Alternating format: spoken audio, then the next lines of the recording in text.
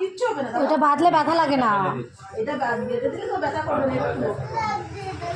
না না কিচ্ছু হবে না, একটুখানি কিচ্ছু হবে না, কিচ্ছু হবে না মা।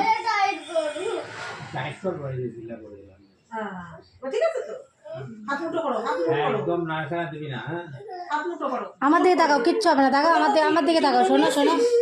হ্যাঁ আমার দিকে তাকাও, আমার দিকে তাকাও, এই যে মার দিকে তাকাও, মার দিকে তাকাও, মার দিকে তাকাও।